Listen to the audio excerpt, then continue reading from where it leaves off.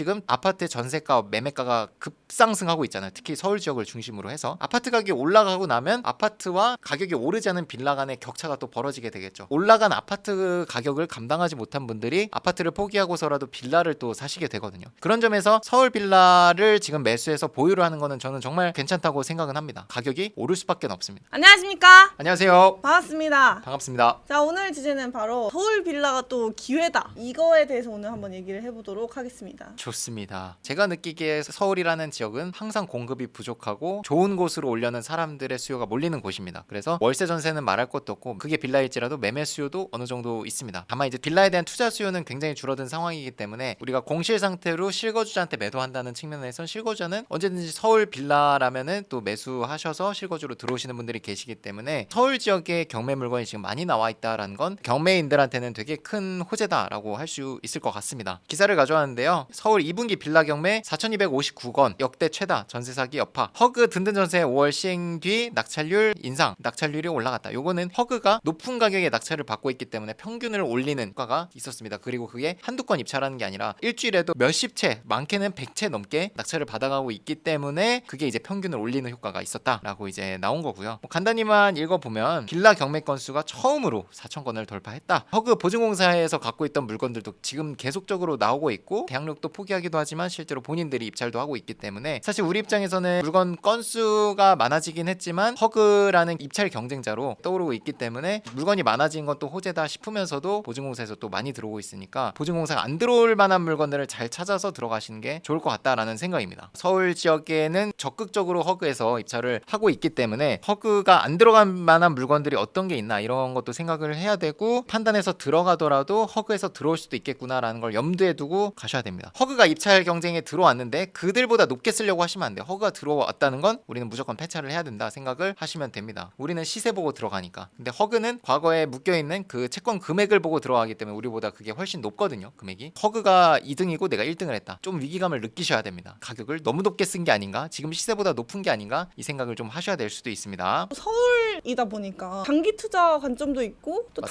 단기 투자 관점도 있을 것 같아요. 네. 각각 어떤 전략이 있는지 설명해 주시면 좋을 것 같습니다. 일단 단기 매도 전략은 서두에서도 말씀드린 것처럼 지금은 투자자가 뭐 전세 끼고 월세 끼고 집을 매수하지 않기 때문에 무조건 공실 상태여야 되고요. 예쁘게 꾸며서 실거주자에게 좋은 가격에 판다라고 생각해 주시면 좋을 것 같습니다. 시세보다 저렴한 좀 금매가 수준이겠죠. 금매로 나온 것보다 내 물건의 컨디션이 가장 좋다면 금매 중에서도 내 물건을 선택하겠죠. 실거주자분이. 다만 이제 그게 얼마인지는 지역, 구에 따라서 또 가격이 다 다르기 때문에 별도로 조사를 해야 되는 거고요. 그렇게 만들어 놓으면 사실 매매가 잘 되는 편입니다. 서울은 이제 낙찰 사례, 매도 사례도 정말 많이 있다시피 서울 지역은 받기가 어려울 뿐이지 경쟁자들이 또 많기 때문에 서울 지역이 제일 좋은 거 누가 모릅니까? 대한민국에. 그만큼 이제 경쟁이 심하기 때문에 낙찰 받기가 좀 어려울 뿐이지 받고 나면은 매도되는 거는 사실 그렇게 어렵진 않다. 우리 매도된 사례들을 쭉 보면요. 정말 이제 역세권도 아니고 여기에 집을 정말 산다고? 오르막 끝에 있는 그런 물건들도 낙찰을 받아서 매도를 하거든요. 그만큼 서울 지역은 수요가 정말 많은 겁니다. 좋은 지역, 좋은 물건을 보는 만큼 입찰 횟수를 더 늘리는 건 당연한 시기입니다. 아파트 입찰할 때 우리가 빌라처럼 5번 입찰해서 낙찰받을 생각을 하면 안 되듯이 서울 지역에 있는 빌라라 할지라도 미래 가치가 좋은 걸 알기 때문에 허그에서도 경기 인천보다 더 적극적으로 들어오는 게 서울 지역이거든요. 10년 동안 보유하면서 장기 임대를 줄 건데 그러면서 시세도 올라가면은 자기네들 부채 비율을 낮추는데도 나중에 집을 매도했을 때 더 좋을 수 있으니까 그런 것들을 종합적으로 이제 검토를 하시면 좋겠고 단기 매도했을 때 좀 장단점에 대해서 말씀을 드리고 싶은데 간략히만 좀 말씀드리면 제일 대표적인 게 사서 바로 팔 거기 때문에 주택 보유수를 늘리지 않아도 된다는 거죠. 팔고 나면 다시 주택수가 원래대로 돌아오니까 주택을 보유하지 않아도 되면 내가 보유하면서 내는 세금, 재산세나 종부세 안 내도 되는 거고요. 취득세, 양도세에도 영향을 줍니다. 내가 집을 여러 채 갖고 있으면 취득세 중과가 들어가죠. 주택수를 원래대로 돌려놓으면 취득세 중과도 피할 수 있고요. 양도할 때도 주택이 맞냐 적냐에 따라 중과를 하거든요. 중과도 피할 수 있고. 두 번째는 시세 변동에 영향이 없다라는 건데 올라가는 기회를 놓치는 걸 수도 있지만 반대로 얘기하면 시세가 또 떨어질 수도 있는 거잖아요. 위험성에 내가 노출되지 않아도 된다는 거죠. 현재 시세를 보고 받아서 3개월 동안 가격이 갑자기 이렇게 떨어지고 올라가진 않으니까 아파트가 아닌 빌라는 더더욱이 시세 변동에 어떤 리스크에 영향이 없다라는 장점이 있고 그리고 세 번째가 내 자본금 증식이 가장 빠르죠. 투자금이 바로바로 불려지니까 아파트를 내가 사서 보유를 2년 동안 해야 된다면 2년 동안 시간과 돈이 묶이죠. 전세를 놔도 돈이 묶이니까 매매가가 5억이라면 전세가가 뭐 3억 이렇잖아요. 그랬을 때 2억이라는 내 돈이 들어가는 거잖아. 그 팔기 전까지. 그런 점에서 이제 자본 자본 증식이 어떻게 보면 가장 빠르다. 여기에 덧붙여서 플러스 알파로 한 사이클을 경험하는데 가장 빠른 거죠. 매도를 하는 건 진짜 내가 사서 팔기까지 다 해본 거기 때문에 그러고 나면 정말 경험치가 많이 상승하죠. 부동산 투자자로서 크게 성장을 하게 됩니다. 엑시트까지 하게 되면 자신감도 정말 많이 생기고 그에 반해 단점도 있을 수 있겠죠. 시세 변동에 영향이 없다고 말씀드렸는데 시세가 오를 수도 있죠. 시간이 가면서 추가 시세 차익은 받을 수가 없죠. 그래서 시간 흐름에 따른 자산 증식을 할 수는 없다라는 단점이 있고 빌라 기준으로 말씀을 드리니까 두 번째는 매매 시장 분위기가 막 좋지는 않습니다. 근데 서울 지역을 보면 안 좋진 않다. 투자자한테 팔기에는 지금 어려운 시장이기 때문에 어쨌든 제약된 시장인 건 맞죠. 분위기가 좋을 때는 전세 월세를 갖고 있어도 전세 월세를 낀 채로 매도도 할 수 있거든요. 그런 분위기는 아니다라는 단점이 될 수 있고요. 매매되기까지 시간이 걸릴 수도 있다라는 생각이고요. 서울처럼 매매가 되는 지역도 있지만 인천 미추홀구처럼 저평가는 돼 있지만 매매 시장이 아예 죽은 곳도 있습니다. 물론 최근에 우리 사례들이 나오는 거 보니까 아예 또 안 되는 건 아닌 것 같아요. 미추홀구에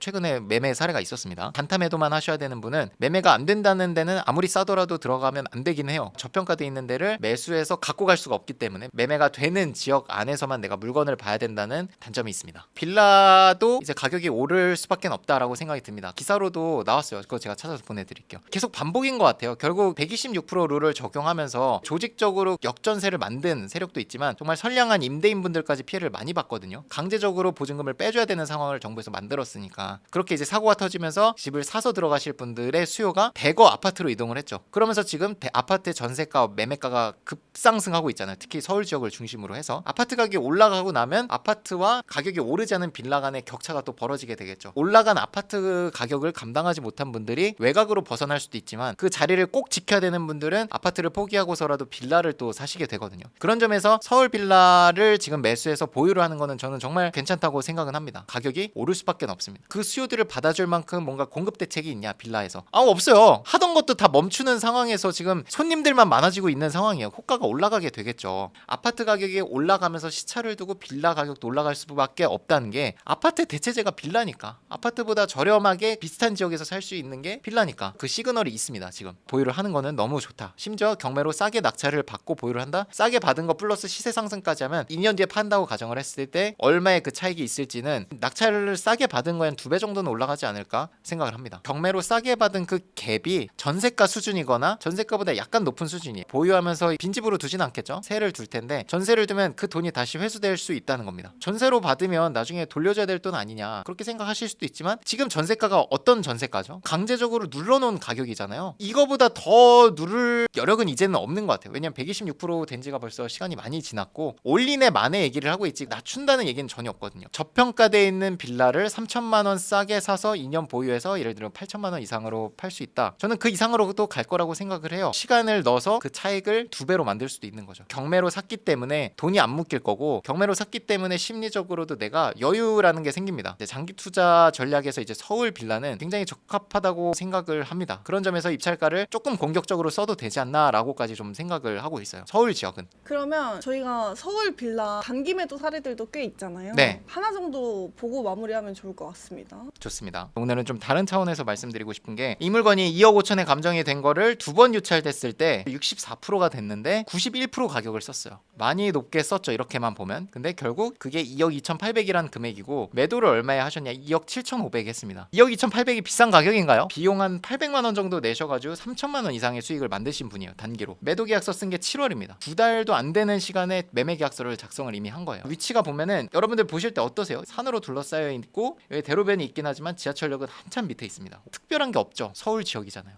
그게 특별한 겁니다. 그리고 또 하나 보여드리고 싶은 게 단순히 그걸로만 이게 매매가 된 거냐 또 하나의 특징이 있습니다. 주변 빌라랑 비교했을 때 굉장히 신축이에요. 보시면 아시겠지만 보존등길이 2018년도입니다. 서울에서는 엄청 신축이라고 할 수도 있습니다. 요즘 짓는 빌라들이 없으니까 굉장히 신축급에 속하고 부동산 플래닛이라는 플랫폼을 쓰면 노후도라는 거를 우리가 볼 수 있는데 이걸 딱 눌러보시면 색깔로 딱 표현이 돼요. 우리 빌라 서현 아트빌 여기 있습니다. 이 주변이 다 무슨 색이죠? 다 빨간색이에요. 빨간 벽돌 빌라 이런 거 다 눌러보면 다 90년. 자 옆에 있는 거 87년도 저보다 나이가 더 많아요. 87년도에 지어진 건물.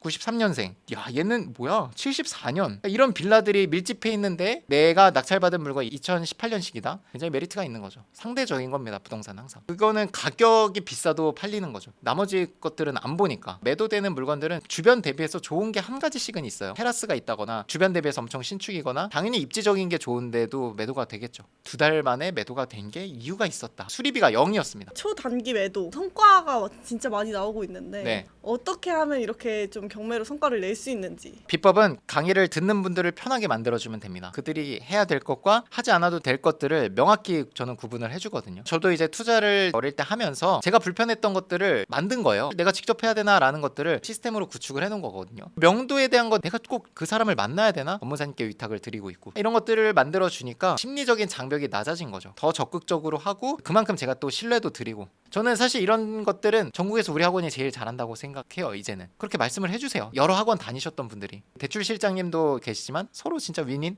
이 인프라가 네. 대박적이야. 근데 왜 평상시에는 그런 얘기 안 해요? 카메라 뒤에서만 맨날 얘기하고 진심일 때만 얘기해. 저. 이제 영상을 보고 오시는 수강생분들은 너무 경사님 최고로 오시잖아요. 네. 그래서 이게 헷가닥 하실까봐 네. 맨날 저는 채찍을 때리는 겁니다. 수강생들이랑 비슷한 입장에서 생각을 또 할 수 있으니까 의견을 항상 물어보거든요. 이렇게 해결책을 찾다 보면 뭐 좀 그런 거죠. 젊은 학원의 네. 장점인 것 같아요. 좀 영하다. 그리고 좀 윗세대들이 좀 잘못되게 가르치는 분들도 많이 계신 것 같아요. 고생 많으셨습니다. 고생하셨습니다.